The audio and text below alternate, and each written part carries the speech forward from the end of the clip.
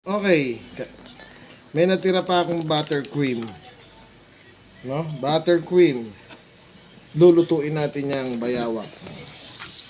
Saka meron pa rin tayong ang tawag dito, margarine. Yan, lagay natin yan. Sarap yan, nagmamantika.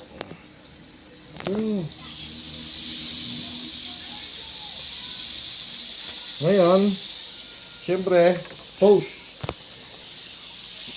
Unahin natin yung luya. Lagyan na natin yung bawang at saka sibuyas.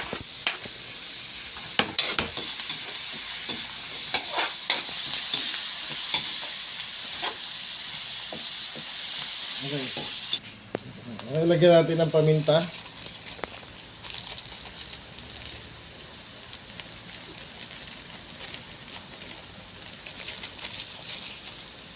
Lagyan natin tong laurel.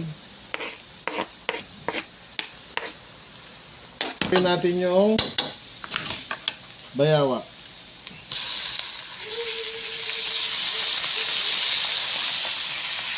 Huwag na itataob at may tubig yun, matubig.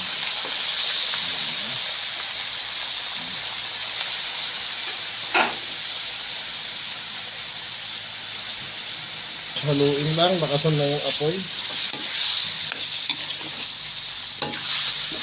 Adobong tuyo po ang masarap dyan.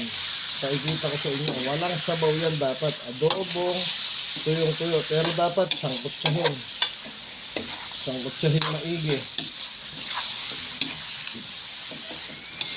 Lutong Pinoy lang. Hindi ata lagyan ng oyster sauce. Toyo lang, as in toyo at saka suka.